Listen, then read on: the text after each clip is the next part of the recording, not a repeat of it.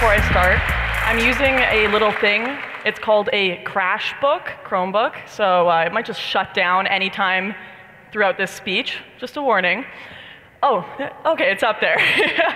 All right, so why the hell am I here? A lot of people are probably wondering that. Look at her friends. She's a dirty statist. She's friends with Stefan Molyneux. She wrote a book called How the Baby Boomers, Immigrants, and Islam Screwed My Generation. Dirty, dirty statist. All right, well, I want to start by saying we probably agree on a lot more than we disagree on, so we're friends here. We're all friends. I definitely want the state decreased. I want freedoms maximized. I simply see different ways of pursuing that than a lot of the people here. Let's see. Haha. Nope, there we go. Just a little different ways. But I didn't come here to talk about things that we disagree on, but instead I wanted to talk about something that we do agree on, and it's something I'm a little obsessed with, and I will probably be crazily rambling on about it until the day I die, as long as I have the ability to do so. And it's something that makes this conference possible. It's something that makes libertarianism possible, anarchy possible, all these different ideas possible, and that is free speech, my friend free speech, my very sick friend free speech, who I have been spending a lot of time with by its deathbed, and I'm convinced that the public healthcare system has a conspiracy against it. Seriously though, I'm no professor on this issue. I would be very hesitant to call myself a free speech expert. I'm not any sort of huge academic on the topic, but what I am someone who is an expert at getting silenced. And I think that's where a lot of people here can probably relate to me. Our ideas are just too dangerous for the world to hear. The ideas of a free society, of opposition to large government overreach, just horrifying stuff for the rest of the world. I've been shut up, I've been banned, I've been threatened, and even attacked in some cases, and in fact I've been detained with some of the people in this room. Simply for my words. Why though? Why are people so afraid of a dorky little blonde Canadian girl yelling her opinions on the internet? Why are they so afraid of me writing them on a sign? Why are they so afraid of me proposing them as a question? And I think the answer is probably obvious for a lot of us, and that is that words have power. They have, oh, not you. They have, sorry guys. Words have the power to destroy institutions. They have the power to take down elites. They have the power to expose the corrupt, and they even have the power to win wars, because no one picks up a gun without the battle cry. American historian Henry Steele Commager stated, "The fact is that censorship always defeats its own purpose, for it creates in the end the kind of society that is incapable of exercising real discretion. In the long run, it will create a generation incapable of appreciating the difference between independence of thought and subservience." And that last bit is important, because that's exactly what some people in this world want. They want people not to think. They want people not to challenge what they have said. There's a reason that now, more than ever, the government and institutions are cracking down on free speech, because people are starting to recognize the flaws in the institutions. People are starting to recognize that there are issues going on here with our government. And rather than let us freely address them, these governments and institutions divide, they censor, and they ban. And I know you've probably heard a lot about social media and censorship earlier from Adam Kokesh, but what is going on in that world right now is so insane that I just need to touch on it a little bit in this speech. And beyond simply social media site censoring, actual arrests have been happening over posts on the internet, and it's becoming more and more commonplace. It's been about a year now since I reported and helped raise funds on the Gregory Allen Elliott case. Has anyone here ever heard of Gregory Allen Elliott? Yeah, we got a couple back there. All right, well, he was a kind Toronto artist who he did paintings, and he was doing free work for a feminist organization in Toronto, and the girl on the right here was one of the people he was doing work for. Got the nice little male tears flask there. Definitely not someone you want to work with if you're a man.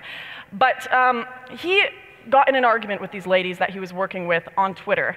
And I believe it was over, these ladies decided they hated this guy for making a sexist game, and they said they wanted to destroy his life. And this young man was around 18 or 19 years old. So Gregory tweeted back at them and said, "I don't think that's the way we should go about it." I don't think we should try to destroy and take down people. Maybe talk to him, especially when he's so young. He has a lot to learn. And Greg got in a little bit of an argument with these ladies that he was previously working with. And eventually it got kind of to what happens on the internet. It just got to the bottom of the barrel insults where they're calling each other idiots and fat ass, and everyone's done that on Twitter before. Now, try to imagine this for a second. You just had an argument on Twitter. You're sitting down, you're having breakfast in the morning. Maybe a few days ago you got in a spat with someone on Twitter and you called them a dick muncher, or you called them something you say on the internet, and then you get a knock on your door, and you go and you open the door, and it's the police. And the police take you down to the station, and they put you in a holding cell for 3 days, and you're sitting there wondering, what the hell just happened? What was it? Did they find about those modifications I did to my gun? Did they find about this? You don't know what the hell is going on. And then the officer comes up to you and says, do you remember at pussyho_777_bro? Yeah, last night you called that man a fat cunt on Twitter, and you're gonna go to jail.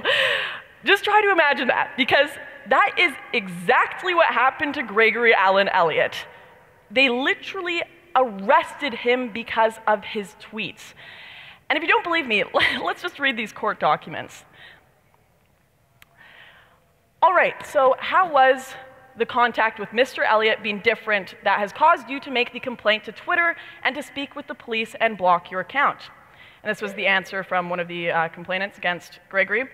It's just the tone of his interactions. And forgive me, because this was not recent, but I honestly didn't feel that they were, forgive me, it's hard to describe, but it didn't feel like So was picking on me. It didn't feel like he was picking on me per se, but I just didn't appreciate, randomly being dragged into Twitter fights for no reason, or having his statements that were derogatory towards me, then including the hashtag Toronto Poly so everybody else was searching on the TO Poly tag could see his discussion. He had deliberately added the tag so there was a wider audience seeing his type of attacks. This is what was being said in a court as a testimony. And the judge was, I went and I sat down in one of these things, and the judge was literally reading, and he's talking about hashtags, and he literally would have to sit there and be like, smiley face _ hashtag, and this went on for 2 years. It was some of the most insane shit I've seen in my entire life. It cost Greg over $100,000 in legal fees and 2 years of his life gone to avoid jail. And the case just barely made it in his favor, just barely. Thank God he did not set that precedent in Canada, because had he lost that case, there would have been a precedent forever set by that court that you could be arrested for offending someone on Twitter. Now, some are not as lucky as Greg, though, and they have been charged with hate speech, among other things. According to the online news site, The Register, a total of 2,500 Londoners have been arrested over the past 5 years for allegedly sending offensive messages via social media. This is just Londoners, 2,500. And we're not talking about threats. I know a lot of people think, oh, they got arrested for threats, obviously. No, here's what it is. The Communication Act 2003 defines illegal communication as using public electronic communications network in order to cause annoyance, inconvenience, or cause annoyance, inconvenience, or needless anxiety. Breaking that law carries a 6-month prison term or fine of up to £5,000. Think about how vague that is. Just think about some things that maybe cause you annoyance or needless anxiety. That's basically all of the leftists that tweet me every day. But I don't want them behind bars. The issue here, though, is, and what's scary, is that these people want me behind bars, and they want you behind bars. In Montreal, Canada, 55 police have just been hired to monitor speech online. And just a few weeks ago, there was an arrest made over there with a guy who made Islamophobic far-right posts online. The only problem is that this man who was arrested was actually a far left-winger, and he was mocking Islamophobes in his post. And maybe if the police had read the entire conversation, they would know that, but they're just so damn giddy to find hate speech everywhere they look, and he was still taken in. And this case was a big deal in Canada. There were a few articles written about it in the mainstream media, and addressing this incident was civil rights lawyer Julius Gray, who told our state broadcaster, the CBC, that the incident serves as a warning that any use of vehement or clumsy language online could lead to criminal charges. He said that my advice to everybody would be, don't put anything other than very bland things on the internet. This is totally serious. This is someone that is talking to our state broadcaster, someone who is telling all of us as Canadians, don't you dare put anything other than very bland content or you could be in trouble with the state. This is what they want. You better agree with our government, our institutions, and their agenda, or you better stick to breakfast pictures and selfies. Another one of the more disgusting examples of speech being stomped out by the institutions is a case from last year in Australia. Some people may be thinking, well, maybe these posts could be misinterpreted, that these are just a few cherry-picked cases that could be threats or misunderstood. And I wish you were right if anyone is thinking that. But unfortunately, that is not the case. A student named Alex Wood on a Brisbane University campus last year went to go work in one of the computer labs. And he found out later that it was a segregated lab for Native students only. And he was promptly kicked out of this lab for not being Native.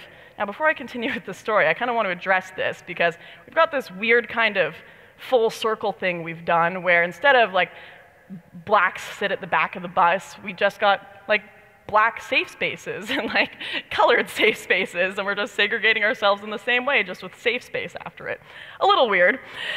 Anyways, he went to do a Facebook post about this weird segregation happening on campus with the Native lab and everything, and he said, just got kicked out of an unsigned Indigenous computer room. QUT is stopping segregation with segregation. Now, I don't find that post controversial. I don't know if you guys find that post controversial. Doesn't seem too bad to me. If I saw it and I found out that the university were angry or upset, I would probably assume that they may ask him to delete it, or maybe just suggest he not make posts like that in the future. But I would be wrong, because this student, Alex Wood, and a couple others who made some comments along with him, were then sued by the university and staff for $200,000. The university staff, Cindy Pryor, who asked Wood to leave the room initially, actually took sick leave from seeing this Facebook post. She claimed that she felt unsafe leaving her home because she was afraid somebody would say something offensive to her. She took sick leave because she was afraid someone would say something offensive to her. The saddest part about this case, though, is that the cost for these students to defend themselves was so high, it came to around $500,000, that eventually a couple of these students ended up just paying her the fee up front because they couldn't afford to fight it. They couldn't afford to defend themselves. And it's a shocking system overall. It's shocking that the university supported this, that the institution supported this. It's just absolute nonsense. Now, this assault on free speech has gone outside the realm of just random offensive Facebook posts or misunderstood jokes. We now have a populace who have bought into the government's censorship agenda. And the government don't even have to step in anymore. They've indoctrinated us all. They could just leave it to us. Well, maybe not us in this room, but certainly the average person. Because if you step out of line, if you say something you're not supposed to say, you trigger someone a little too much, you're going to have Antifa calling up your work. You're going to have them calling up your family. You're going to have them contacting your friends and coworkers. You'll be ostracized by people. You'll be a social outcast if you step out of line.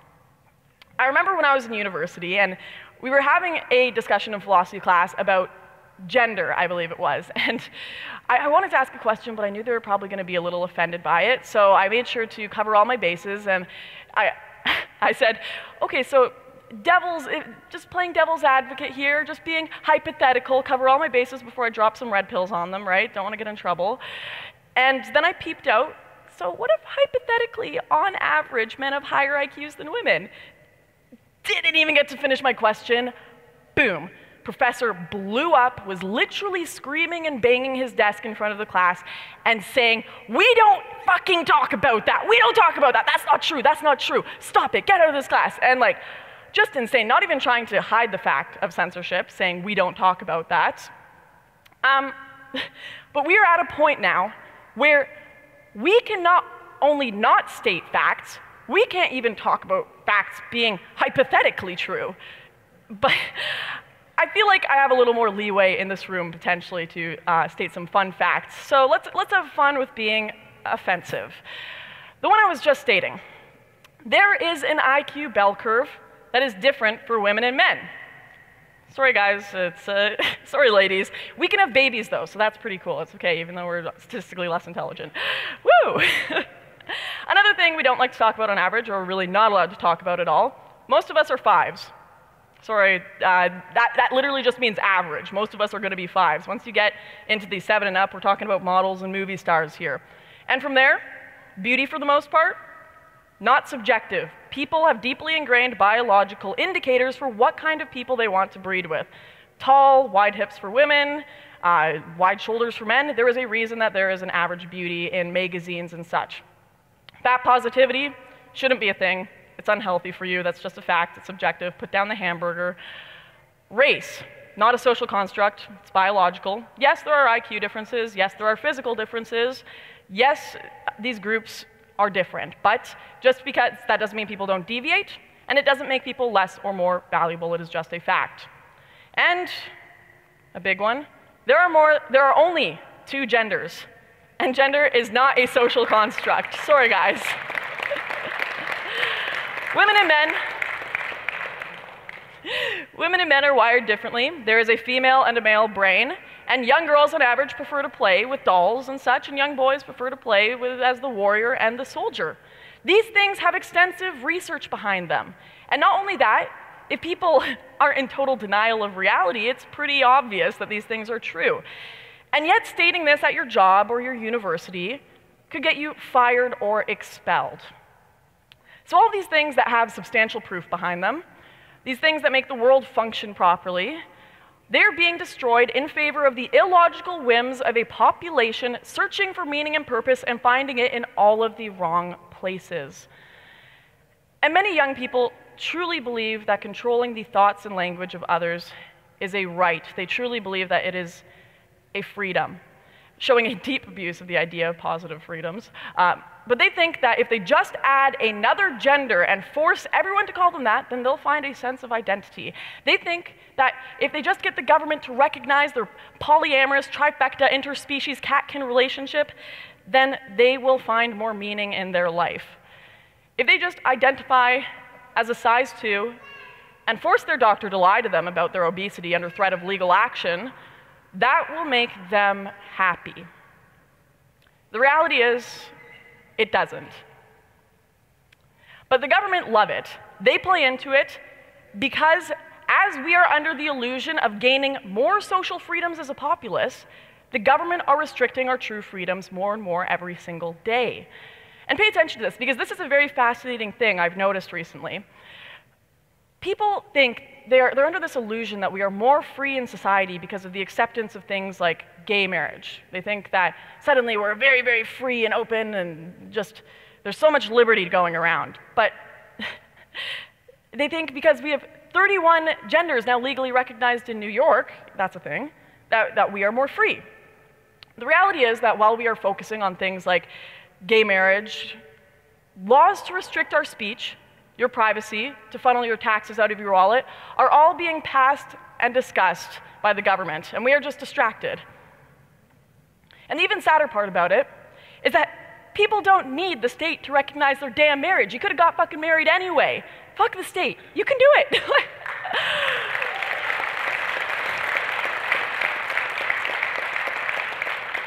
People don't need the state to pretend to be omnigender or whatever they want. And I sure as hell do not need the state to tell me what to call them.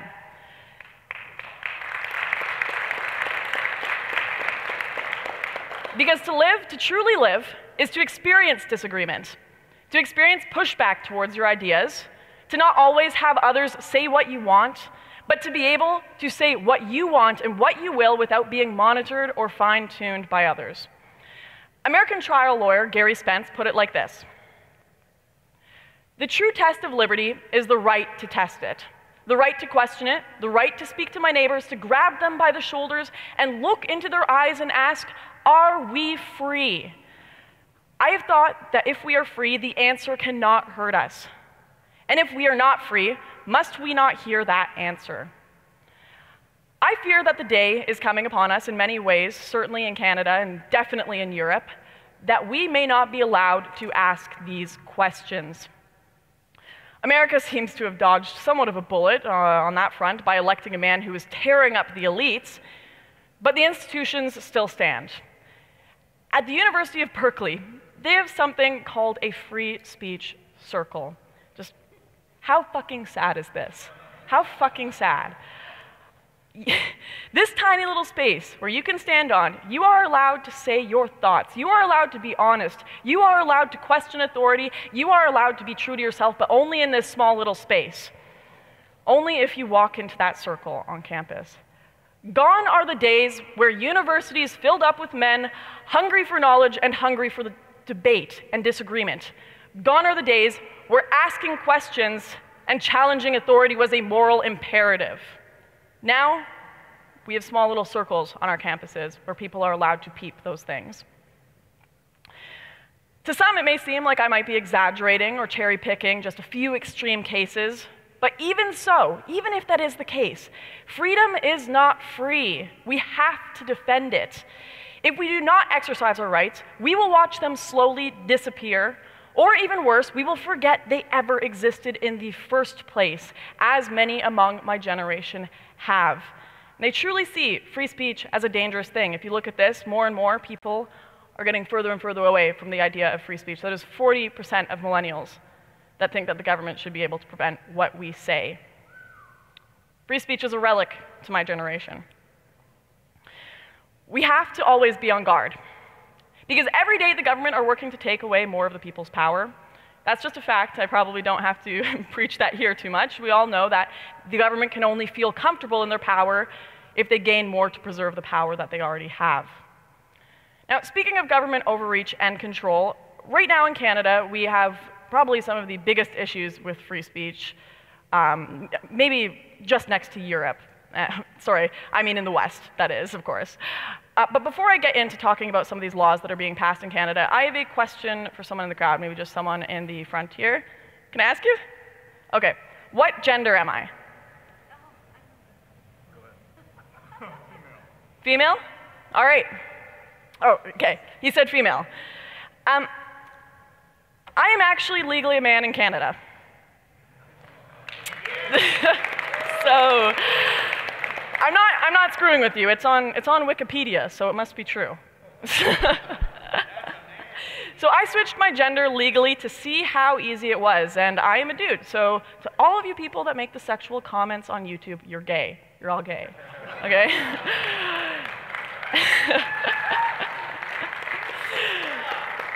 Anyways, we've got a bill in Canada right now going through its second reading in the Senate, and it is Bill C-16, and it mandates that you refer to me as a man. Doesn't matter how much makeup I'm wearing, doesn't matter how high my heels are, doesn't matter how long my hair is. Oh, speaking of. You have to call me a man. And it goes beyond just male and female as well. It is basically whatever you want to be. If someone decides that they are, for example, let's pick a fun gender from Tumblr, Biloxigender. A fluid gender which moves too quickly for the owner to be able to identify what gender they are at any given time. Good luck with that one, guys. I think with this one, though, you may have a chance to stay out of legal trouble simply because the person has no idea what the hell gender they are either, so I don't know if they can sue you under Bill C-16. But I got another one for you, just wait for it. Varan gender. A gender that seems to shift and change the moment it is identified. Basically, you're screwed. Can you imagine that conversation? Hello, ma'am. Oh, it's sir. Oh, sir? No, no, no, it's ma'am. Basically, you're going to jail. Like, sorry. So this stuff may sound pretty crazy to you, but the situation with me, where I am a man, that is totally a realistic thing that could happen, and you would be under pressure of legal threat to call me male. If you refuse to state something that is clearly untrue, you will be punished by the government for it. Think about that. They're not just telling you what not to say anymore. They are telling you what to say. Professor Jordan Peterson from the University of Toronto has done some excellent work on exposing this bill. And one of the things that he stated in his first interview about Bill C-16 was that this bill is being rushed into law because people are not paying attention. And it's totally true. The majority of people, they aren't paying attention. We as a populace in the West do not keep our governments in check. It's not entirely our fault, I guess, though. I mean, we hear the soothing voice of our state broadcaster tell us that this bill is going through the Senate that will defend diversity, that will defend peace, that will defend hope and love, and the soothing voice just talks to you, and you sit there and sip your super pumpkin chai cinnamon half soy milk latte, and sink into the seat of your Uber, getting ready to start another 9 to 5 at the office, and think, sounds fine to me, more peace and diversity, why not? A-okay, who needs free speech anyways? The government likes me. I don't say anything offensive.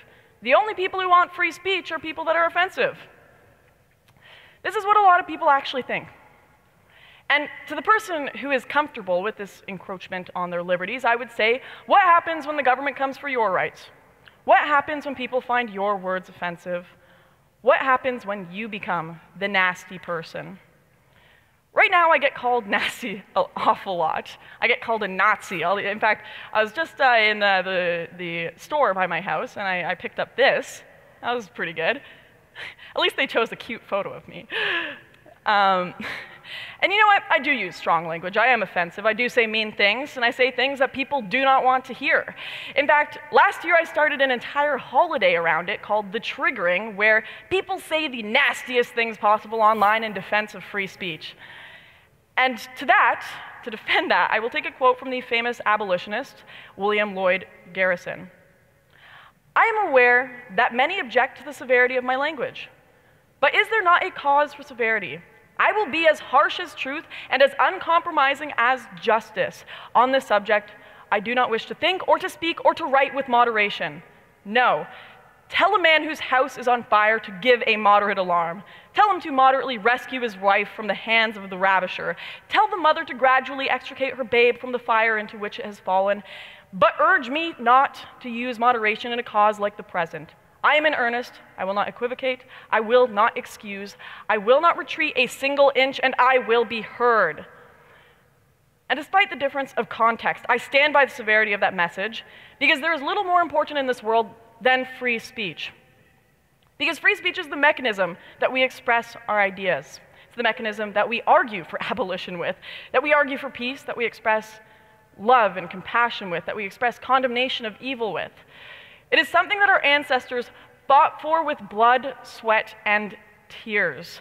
Something people have died for. Whether it be the brave men questioning the Catholic Church before Luther that were burnt, hung, or drowned, or recently, those who have died for the crime of publishing a comic of Muhammad. Let us not be the generation that give up this valuable freedom, and let us forever stand vigilant in defense of it. Thank you.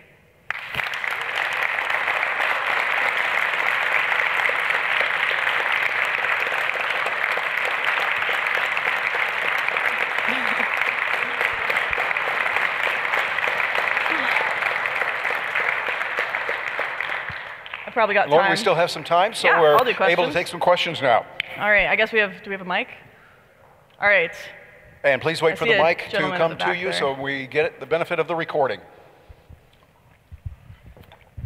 You seem to be an expert on all these genders. So I'm wondering, what's the term for someone who always identified as heterosexual but then is attracted to someone recently male? Like, are we Lauren gendered now, or what would you call it? You're gay, dude. You're gay. Awesome, thank you. Thanks for clearing that up. Glad I could help you with your sexuality there. All right. Adam.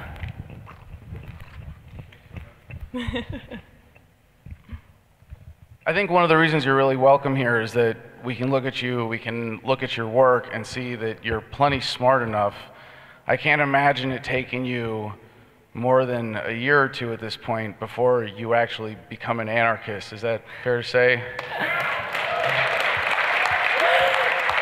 So there is a question here, because hearing your introduction, being somewhat familiar with your work, I have to ask as directly as I can, especially here. You've told us some of the things that you think the state is not necessary for. At this point, what do you think the state is necessary for? Or in other words, what elements of the human endeavor are improved by violence? Or why aren't you an anarchist yet? So, this is a fun question. I've been spending my entire time here sitting down at tables, and then like Jeff looking at me and being like, "Are you a statist or are you an anarchist?" And like everyone is doing that to me here, and I'm like, "Oh shit, I'm gonna get lynched here." But let me explain my position. So most people have grown up with the state. Most people have grown up with their parents grown up with the state, and before that, and before that, and before that. People can't picture a world without a state. Hell, I can hardly picture it. I would love to live in a world where we had no government at all. I would love that. I would adore that. That is a world I would want to live in. Now, that's not going to happen in my lifetime. Quite frankly, I was having a debate with a man named Walter Block. Love the guy. I'm sure a lot of you know him. He's a great guy. And he was talking about how maybe in 3,000 years, people will biologically change enough, adapt, and they will become more libertarian, because we'll literally have to have libertarians are weird. We're weirdos. People who like less state, we're weirdos. It's true. We are born to be collectivists, whether we grew up, or our old brain is rather collectivist because you needed tribes and communities to survive. People are naturally more collectivist. And I told him, I'm young, I'm a millennial. I have my freedoms being taken away every single day by the state. I'm afraid for my children, I'm afraid for their future. I don't have 3,000 years to wait for that to happen. I need to defend my freedoms now. And the biggest threats I see to freedom right now are the globalist institutions that exist, the UN, the EU, the state trying to go further and further away from the individual, take away our power further away. And right now, I think that honestly, I know a lot of people are going to get mad, that advocating nationalism is the best way to communicate to people that we need to pull away from these larger globalist institutions. So when you say, why are your tax dollars going to an organization that you did not elect? Why are your tax dollars going to people that you've never met, you do not know? You say, why shouldn't they be going to you or back to you or staying in your pockets at least, staying in Canada at least? People start to pull away and they start to want their governments to be closer to them and closer to them. It's one step closer to the individual. And because of this advocation of nationalism that has happened lately, you saw the massive victory of Brexit. You saw the election of Trump simply because people want to see it crash and burn. So I will be advocating nationalism because I believe that that is the best way to reduce the state. And I was talking with Jeff about this, and I see us on the same team because we have the same goals: less state, more freedom.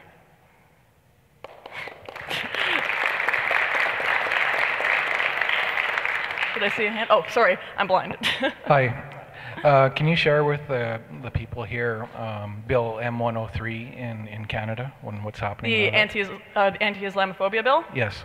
So Bill M103 is essentially a bill that is going through its readings right now, I believe, in Parliament, and it just passed unanimously. It was its first or second reading, just passed unanimously one of its readings, and it basically mandates criticisms of Islam and attacks on Islam as hate speech. So it's something that the Rebel and a lot of my friends in Canada are fighting against right now, but it is a losing battle at the moment, unfortunately. And I mean, Islam is something that deserves to be criticized right now more than ever. I quite see it as a oppressive and extremely violent religion at the moment in the current terms that it is being translated by many. And Canada is looking to destroy our right to criticize it, unfortunately. So we are fighting against that. We have a lot of people working, mobilizing in Canada. And if you are Canadian, or if you want to spread the word about M103, you can look that up and help us out, because that would be great. I don't want to have to move to America because I'm criticizing Islam and don't want to go to jail. That would be unfortunate. I have a lot of work to do in Canada still. Any other questions? Yeah. This is more of a comment than a question.